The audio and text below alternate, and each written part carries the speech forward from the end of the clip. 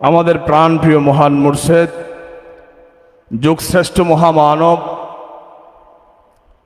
সুফি সম্রাট হজরত শাহ দেওয়ানবাগী দয়াল বাবা রহমতুল্লাহ আলাই, औलाद रसूल कुतुबुल अक्ताब, दुर्रे मकनून, खातुने जन्नत हजरत दयाल मा रहमतुल्लाह आलाइहा এবং আমাদের পাশে শায়িত আছেন আমাদের প্রাণপ্রিয় বড় সাহেবজাদা হুজুর, বাবে মদিনার পরিচালক এবং রওজা শরীফের প্রধান খাদেম, আমাদের প্রাণপ্রিয় ছোট সাহেবজাদা হুজুর এবং সেজ সাহেবজাদা হুজুর, আমাদের মেজো আবা হুজুর এবং ছোট আবা হুজুর সহ বাবাদানের আওলাদবর্গ সকলের কদম মোবারকে ভক্তিপূর্ণ সালাম ও কদম বসি জানাই। সমস্ত প্রশংসা সে আল্লাহ পাকের, যে আল্লাহ পাক দয়া করে আজকে লাইলাতুল কদর, যেই রাত্রটি হাজার মাসের চেয়েও উত্তম, এই লাইলাতুল কদরের রজনীতে আমাদেরকে একত্রিত করেছেন। সবাই বলি আলহামদুলিল্লাহ। লক্ষ কোটি দরুদ ও সালাম, কুল কায়নাতের রহমত, যেই রসুলের আগমনে কদর পেয়েছি আলহামদুলিল্লাহ বলি। যে রাসূল আসার কারণে কোরআন এসেছে, নাকি না কোরআন আসার কারণে রাসূল এসেছে? হ্যাঁ, রাসূল আসার কারণে কোরআন এসেছে, রসূল আসার কারণে কদর পেয়েছি, বরাত পেয়েছি। কি যে বলে ঈদুল ফিতর, ঈদুল আজহা এবং পবিত্র ঈদে মিলাদুন নবী, এক কথায় রসূলকে পাওয়ার কারণে আমাদের বিশেষ বিশেষ দিনগুলো আমরা সেই রহমাতুল্লিল আলামিনের কারণে আমরা পেয়েছি। সবাই বলি আলহামদুলিল্লাহ। এর মধ্যে এই রাত্রটি একটা অন্যতম, যেই রাত্রে কোরআন নাজিল হয়েছে। কোরআন নাজিল হওয়ার কথা আল্লাহ পাক কোরআনে এই সূরার নামে একটি সূরা নাজিল করেছে কদর শব্দ দিয়ে, সূরাতুল কদর। এই কদর শব্দ সম্মানিত, কদর অর্থ কি? সম্মানিত। কদর অর্থ ইজ্জত, কদর অর্থ সম্মান, কদর অর্থ ইজ্জত সম্মান। এই কদরটি এমন একটা জিনিস, যে জিনিসটা অর্জন করলে হাজার মাস, লাইলাতুল কদরে খাইরুম, খাইরুম মানে উত্তম, মিন হতে আলফুন মানে হাজার, আলফুন মানে কি? হাজার, শাহর মানে মাস। লাইলাতুল কদরে খাইরুম মিন আলফি শাহর, যেই রাত্রটির মধ্যে এমন একটি সম্মান সূচক শক্তি রয়েছে, ওই শক্তিটা যার ভিতরে অর্জন হয় সে হাজার মাস নয়, আমি বলি কি মানব কুলে আসলে আল্লাহর সাথে মিশে একাকার হওয়ার জন্য এই লাইলাতুল কদর নামক শক্তিটি যথেষ্ট। জোরে বলি আলহামদুলিল্লাহ। কদর এমন একটি শক্তি, কদর এমন একটি শক্তি। যেমন একটা উদাহরণ দিচ্ছি, অনেকগুলো হরিণ থাকে বনের মধ্যে, অনেক হরিণের মধ্যে একটি হরিণের বীর্যনাভি হয়েছে। কি হয়েছে? বীর্যনাভি হয়েছে। মাইকিং করতে হবে যে ওর বীর্যনাভি হয়েছে, করতে হবে। পুরা বন জঙ্গল ব্যাপী পুরা গ্রামে একটা হরিণের বীর্যনাভি হয়েছে, মানে ওই হরিণটার রহমত নাজিল হয়েছে। সুবহানাল্লাহ। ওই হরিণটার উপর আল্লাহর কি হয়েছে? দয়া হয়েছে, অনুগ্রহ হয়েছে। সেকেন্ডের মধ্যে, মিনিটের মধ্যে আল্লাহ দয়া করেছেন। অসংখ্য অসংখ্য ঝিনুকের মধ্যে একটার মুক্তা হয়েছে। একটার কি হয়েছে? মুক্তা হয়েছে। লক্ষ কোটি ঝিনুকের চাইতে একটা ওই মুক্তাওয়ালা ঝিনুকটার দাম অনেক বেশি। ওইটা হলো মানে ওই পরিপ্রেক্ষিতে ওই ঝিনুকের মধ্যে আল্লাহ দয়া করে রহমত নাজিল করেছে। অনেকগুলো ব্যাঙ একটার সোনা হয়েছে, ঠিক কিনা? ঠিক লক্ষ কোটি মানুষের মধ্যে এমন একটি দুইটি মানুষ আল্লাহ দয়া করেন, ওই মানুষগুলোর উপরে আল্লাহ রহমত নাজিল করলে ওই মানুষটার উপর যখন এই দয়াটা হয়, কদর প্রতিষ্ঠিত হয়, ওই তার ভিতরে নাজিল হওয়া শুরু হয়ে যায়। জোরে বলি সুবহানাল্লাহ। এখানে কোরআন শব্দটি নাই। ইন্না নিশ্চয়ই, আনজালনা আমরা নাজিল করেছি, আমরা নাজিল করা শুরু করেছি, আমরা কথা বলা শুরু করেছি। ইন্না আনজালনা হু, তার দিকে লাইলাতুল কদর, ওই লাইলুনকে আমরা রাত্রি বলি। মনে করেন রাত্রি মানে অন্ধকার আর কদর মানে আলো। অন্ধকারের ভিতরে কি জেগে উঠেছে? আলো জেগে উঠেছে। রাসূল বলতেছে ওমা আদরাকা মা লাইলাতুল কদর, তোমরা কি জানো সেই লাইলাতুল কদরটা কি? এরপরে বলতেছে লাইলাতুল কদরে খায়রুম মিন আলফি শাহর, কয়েক জনম। এখান থেকে মনে করেন একটা প্রত্যেকটা মানুষের ভিতরে 1-2 ফুটা করে নূর আছে, 1%, 2%, 1.5%, 0.5% ও নূর আছে, যেই নূরটার কারণে সে মানবকুলে এসেছে। এটা তো তকদিরে, কর্মে, গুলামিতে এই নূর 8-10% হইয়া 30, 40, 50, 60, 70, 80% হলে আল্লাহর মনোনীত খোদাই সংসদের সদস্য হয়ে যায়। জোরে বলেন সুবহানাল্লাহ। এখন আপনি 40-এ ইন্তেকাল করলেন, দেহ ত্যাগ করলেন, কততে? 40%। ওই জন্ম নিয়ে ওইখান থেকে 41 থেকে শুরু হবে। আবার 60 হয়েছে, ইন্তেকাল করেছেন, এর পরের জন্মে 61 থেকে শুরু হবে। আবার পরের জন্মে ডিমোশন হয়ে 30-এ চলে আসছেন। ঠিক এইরকম কয়েক হাজার জন্ম যদি হয়, একবার যদি কদর মানব দেহের ভিতরে প্রতিষ্ঠিত হয়ে যায়, তার ওই মিলন হবে কত দিনে? মিলন মহান সত্তার সাথে একবার মিলিত হয়ে গেলে তার আর আসতে হবে না। পরমের সাথে তার মিলন, মহামিলন ঘটবে, মহামিলন ঘটবে। এই বিশাল বড় আটলান্টিক মহাসাগর, বঙ্গোপসাগর থেকে মেঘ হয়ে আকাশ দিয়ে এসে কমলাপুরের একটা বস্তির মধ্যে বৃষ্টির পানি হইয়া সে নর্দমার মধ্যে পড়ে আছে, ঠিক কিনা? এটা এমন কালো হয়েছে, ড্রেন দিয়ে আবার কিভাবে যেন বুড়িগঙ্গায় যাইয়া ওই চাঁদপুরের মোহনা দিয়ে আবার সাগরে মিলিত হয়েছে। তার কি কালোটা থাকবে? আর মহাসাগরের সাথে যখন মিলন হয়ে যায়, তার আর কোনো জাহান্নাম, ওই যে কালোটা, এগুলো হলো যে কলমের দাগের মতো। কিন্তু সে মহা মিলনের সাথে মিলন ঘটাতে হলে মাওলার সাথে, রুহে আজমের সাথে ক্ষুদ্র রুহে সত্তা মিলতে গেলে এই লাইলাতুল কদর ছাড়া বিকল্প কোনো রাস্তা নেই। পেয়ারে হাজিরিন, বাবাজান কেবলা সবসময় বলতেন এই কদর, এই কদরের ব্যাপারে লাইলাতুল কদরটা কি, বাবাজান সবসময় বলতেন ওই মিয়ারা একবার যদি ঘটে যায়, একবার যদি ঘটে যায়, তার সাথে ওইখান যে নাজিল হওয়া শুরু হয়, ফাআলহামাহা ফুজুরাহা ওয়া তাকওয়াহা, আল্লাহর সাথে যোগাযোগের মাধ্যম 4টা। কয়টা? এলহাম, কাশফ, ফায়েজ, স্বপ্ন। এলহাম, কাশফ, ফায়েজ, স্বপ্ন। ওই যখন কদর প্রতিষ্ঠিত হয় তখন এলহাম শুরু হয়, নাজিল হওয়া শুরু হয়। এটাকে নাজিল বলা হয়। আপনার এলহামের শব্দ, আওয়াজ শুনতে পাবেন রব্বুল আলামিনের পক্ষ থেকে, এখান থেকে আওয়াজ শোনা যায়, এলহাম হয়। ভিতরে নূরান আলা নূর, ভিতরে সেই নূরে মুহাম্মদী প্রতিষ্ঠিত হয়। এই লাইলাতুল কদর যখন শুরু হয়ে যায়, পবিত্র কুরআনুল কারীম বলা হয় কুরআন শরীফ। কি বলা হয়? কুরআন শরীফ। কুর অর্থ কথা, কুর অর্থ কি? কথা। আন সংরক্ষণ, শরীফ পবিত্র। এটার ব্যাখ্যা কোরআন শরীফ পবিত্র কথা সংরক্ষণ, যেখানে এটাকে কোরআন শরীফ বলা হয়। এখন আপনার আমার দেহের মধ্যে 2টা জিনিস আছে, একটা নেগেটিভ, একটা পজিটিভ। বলেছিলাম একটা রাত, একটা আলো, একটা অন্ধকার, একটা আলো। কয়টা হলো? 2টা না? অন্ধকারও আমার ভিতরে আছে, আলো আমার ভিতরে আছে। আমি গত লাইলাতুল কদর এই কথাটা টাচ দিয়েছিলাম। বেজুর রাত, কি রাত? বেজুর। এই বেজুরের ব্যাখ্যাটা আজও অনেক আলেমরা এই 23, 21, 25, 29, 27-এ বেজুর রাতে কদর খুঁজতেছে। কদর খুঁজতে খুঁজতে 80, 90, 100 বছর হইয়া সব কি হয়ে গেছে?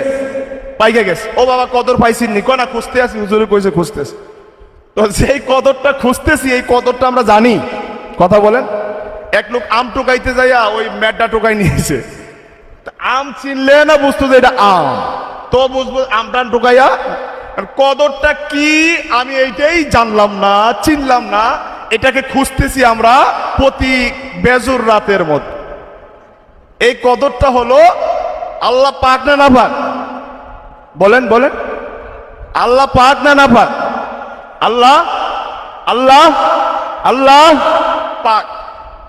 আর আমার ভিতরের এই যে মিন শাররিল ওয়াসওয়াসিল খান্নাস, খান্নাস কি পাক না না পাক?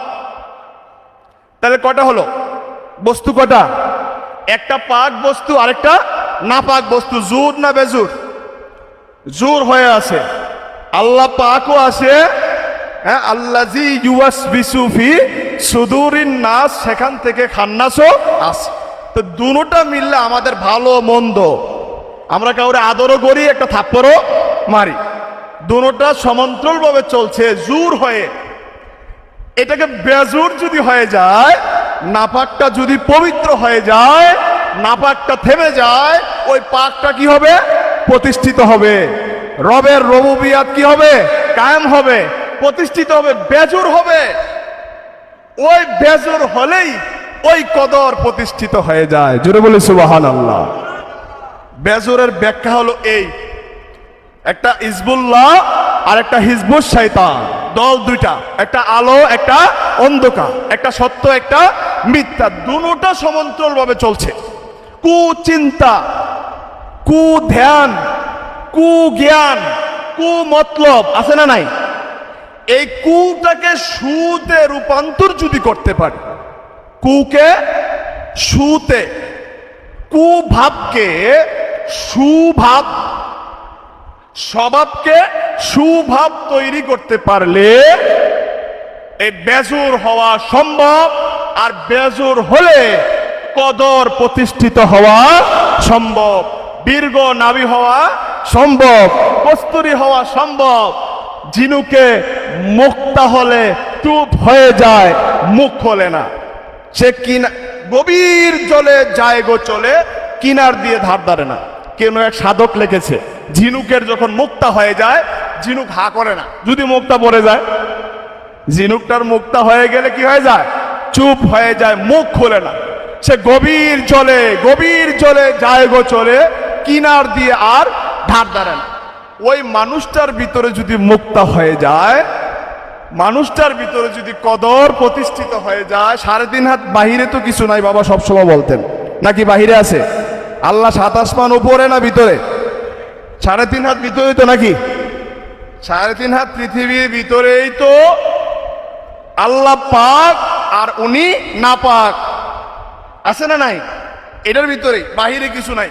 আল্লাহ এটার ভিতরে, রসুল এটার ভিতরে, শয়তানও এটার ভিতরে, আমিও এটার ভিতরে, তুমিও এটার ভিতরে। আমি, তুমি, আল্লাহ, রসুল, শয়তান, প্রত্যেকটা পার্টস আলাদা আলাদা। যদি আমার মানব দেহের ভিতরে এগুলার সাথে আমার পরিচয় হয়, কদর ওই কুভাবকে সুভাবে রূপান্তর হবে। আপনার আচরণে কেউ কষ্ট পাবে না। আপনাকে যদি কেউ কষ্ট দেয়, আপনি বুঝাবেন না যে কষ্ট দিচ্ছে, আপনি মুস্কি হাসি দিয়ে সেখান থেকে চলে আসবেন। সুভাব, কি ভাব? সুভাব, স্বভাবকে সুভাব তৈরি হয়ে যায়। ওই কদর প্রতিষ্ঠার জন্য বাবাজান কেবলা দেখছেন, বাবাজান কোনো গালি দিতে দেখছেন নি কোনোদিন? বাবাজান কাউরে গালি দিছে? বাবাজানের বিরোধিতা যারা সব সময় করছে, তাদের নামটাও বাবাজানের মুখ দিয়ে কোনোদিন নেয় নাই। আমরা শুনছি বাবাজানের মুখ দিয়ে কোনোদিন, কিন্তু বাবাজানের নামটা তাদের মুখ দিয়ে নিছে। বাবাজানের নামটা তাদের মুখ দিয়ে নিছে। আসলে আল্লাহ সত্য। আল্লাহ কি? সত্য। এই সত্য আল্লাহটা দেওয়ানবাগী নামে প্রকাশ হয়েছে। আল্লাহ একজন, সেই সত্য সত্তা শাহজালাল নামে প্রতিষ্ঠিত হয়েছে। ওই সত্য সত্তাটা গরিবে নওয়াজ মঈনুদ্দিন চিশতি নামে কি হয়েছে? প্রতিষ্ঠিত হয়েছে। ওই সত্য সত্তাটা রাবেয়া বস্রী নামে প্রতিষ্ঠিত হয়েছে। যুগে যুগে একটা সত্যই সত্তা ওই নামে প্রতিষ্ঠিত হয়, যেই নামটা বর্তমান যুগে তার থাকে। ঠিক বাবাজানের নাম মুবারক ওই কাফেরের মুখ দিয়া হাজার হাজার বার বাইর হয়েছে, সুবহানাল্লাহ। কিন্তু সত্যের মুখ দিয়া মিথ্যার নামটা কোনোদিন বাহির হয় নাই। জোরে কোন ঠিক কিনা? এখানে হলো কদরের আরেকটা শান। ওই যে পাক আর নাপাক, পাক জবান দিয়ে কোনোদিন নাপাক কথা বাহির হবে। বাবাজান এই কারণে সবসময় ওই মিয়ারা চরিত্রর নাম ধর্ম বলতেন কিনা? ধর্ম মানে চরিত্র, চরিত্র মানে স্বভাব। স্বভাবকে আমরা যদি সুভাব তৈরি করতে পারি, ওই মিয়ারা আমরাই তো আশেকের রাসূল, সুবহানাল্লাহ বলেন। এই স্বভাবটাকে সুভাবে তৈরি করার জন্য ইয়ং জেনারেশনদেরকে ইয়া রাসূলুল্লাহর কাসিদার মধ্যে, প্রেমের মধ্যে ঢুকাই দিছে। দেখেন মিলাদ কেন বেদাত জানেন? মিলাদটা যদি আপনি পড়েন, আপনার ভিতরে এশকে রাসূলুল্লাহ কি হবে? স্বভাবটা সুভাবে রূপান্তর হওয়ার মেন মেডিসিন হলো ইয়া রাসূলুল্লাহ ইয়া হাবিবা। যদি এটা প্রতিষ্ঠিত হয়ে যায় তাইলে কুভাবের একটু ক্ষতি হবে না? জ্বলবে কিনা বলেন? জ্বলবে। এই কারণে সে বলতেছে মিলাদ বেদাত, ঠিক কিনা? আপনি সারাদিন দোকানদারি করেন, কুষ্টিয়াতে কুমারখালী মাহফিলে গেছি, মাহফিল শেষ করে ঘুমাইছি, পাশে যে বেটা ঘুমাইছে এবারটা ঘুম থেকে উঠা লাভ দিয়ে কইতেছে হুইল সাবান 17 টাকা। কি রে, রাত বাজে 2টা 3টা, হুইল সাবান 17 টাকা। আমি বুঝতে পারছি লোকটা নিশ্চয়ই সারাদিন দোকানদারি করে। পরে ভাই কি হয়েছে? ভাইজান কি হয়েছে? আমি কই ঘুমের মধ্যে হুইল সাবান 17 টাকা বলতেছেন। ভাইজান আমার মুদি দোকান আছে তো। সারা দিন আপনি যেটা নিয়ে তপ জপ থাকেন, রাত্রের বেলায় ঘুমের ঘরে ওইটাই কি জপেন।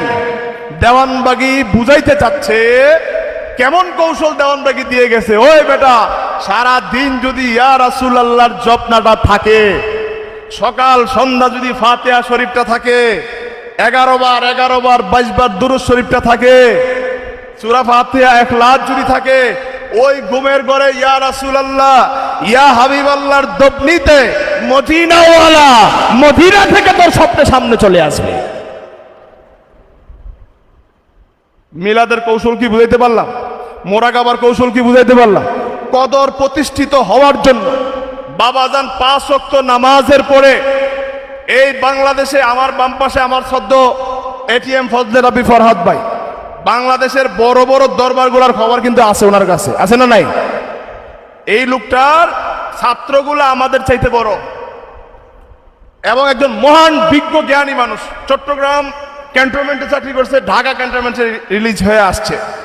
এই মানুষটাও দেখেছে চট্টগ্রামের বড় বড় দরবার আছে, কোন দরবারে 5 ওয়াক্ত নামাজের পরে এইভাবে 5 বার ইয়া রাহমাতুল লিল আলামিন ইয়া শাফিয়াল মুজনিমিন ইয়া আল্লাহু ইয়া রহমানু ইয়া রহিম প্রত্যেক নামাজের পরে কোন দরবারে। আমি আজমির শরীফ গেছি 11 বার। কয়বার? আমি আজমির শরীফ গেছি 11 বার, মুজাদ্দেদ আলফেসানির দরবারে গেছি 5 বার। বুঝছেন না? বোঝেন?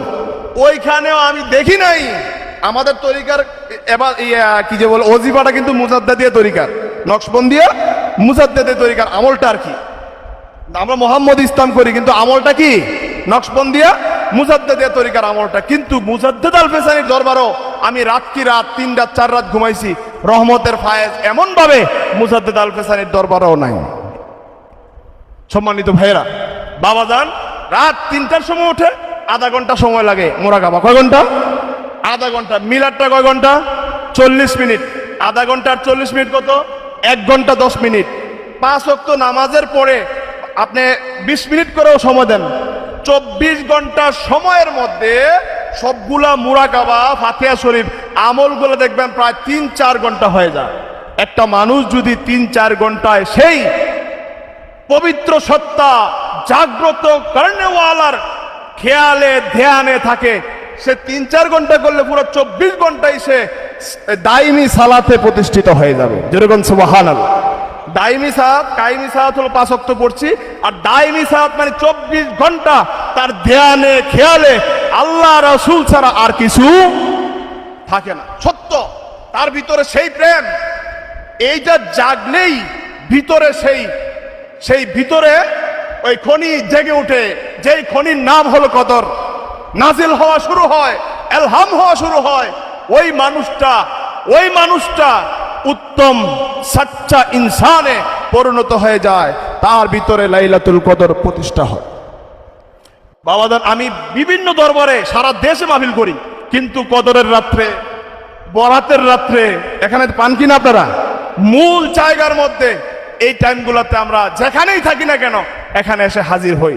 যেই মালিক, যেই মুর্শিদ তার জীবন বাজি রেখে সারাটা জীবন শুধু আশেকে রাসূলদেরকে, শুধু আশেকে রাসূল, শুধু আশেকে রাসূল, এই সম্মানিত আশেকে রাসূলেরা, হ্যাঁ, আসে নবীজির কথা বললে চোখ দিয়ে পানি, শুধু সেই নবীজির সেই নূরের সত্তাকে নিয়ে ওই সত্য জাগ্রত করে দেওয়ার জন্য জীবনভর পরিশ্রম করেছেন।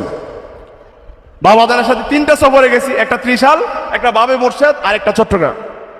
এই বাবাদান কোনোদিন কক্সবাজার সাগরটা দেখতে যায় নাই, গেছে নাকি বলেন তো? কোনোদিন বুক বিলাসী কোথাও করতে দেখছেন? শেষে এই বক্সি গাড়িটার মধ্যে যে দেওয়ানবাগি ইচ্ছে করলে অনেক কিছু করতে পারতেন, দেওয়ানবাগি কোনোদিন বিমান দিয়ে কক্সবাজারটা দেখতে যায় নাই।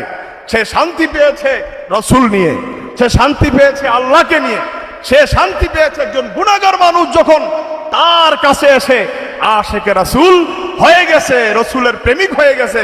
দেওয়ানবাগি এর চেয়ে আর বড় শান্তি কিছু হইতে পারে? পেয়ারে হাজিরিন, আমি আর সামনে অগ্রসর হচ্ছি না, অনেক আলেম ওলামারা আছেন। আমি আপনাদেরকে এতটুকু স্মরণ করে দিতে চাই, যেই মালিক আমাদেরকে আমাদের জন্য জীবন উৎসর্গ করে দিয়ে গেছেন, আমাদের জীবন প্রাণ থাকা পর্যন্ত সেই মালিকের ধ্যানে খেয়ালে, তার ধ্যানে খেয়ালে আমাদের জীবন পরিচালনা করতে চাই কি চাই না? আওয়াজ দিয়ে বলেন, চাই কি চাই না? কারা কারা চাই? 2 হাত তুলে দেখাই।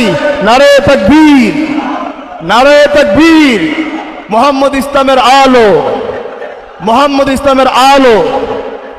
হাত নাম, এই আলোটার নামে কদর। আল্লাহ আমাদেরকে সেই কদর সবার কালবে জাগ্রত করে দেখ, সেই কদর আমাদের সবার নসিব করুক। সবাই বলি আমিন। আমার সংক্ষিপ্ত আলোচনার ভুল বেয়াদবি আমার মালিকের কাছে ক্ষমা চাই, দয়াল মার কাছে ক্ষমা চাই, বাবাদানের আওলাদ বর্গের কাছে ক্ষমা চাই, আশিকে রাসূল ভাইদের কাছেও আমি কথা বলতে অনেক সময় বিভিন্ন একটু রাগেও কথা বলে ফেলি। আমার কথায় কষ্ট পেয়ে থাকলে ক্ষমা করে দিবেন। আল্লাহ আমাদের সবাইকে ক্ষমা করুক, আমিন। আসসালামু আলাইকুম ওয়া রাহমাতুল্লাহি ওয়া বারাকাতুহু।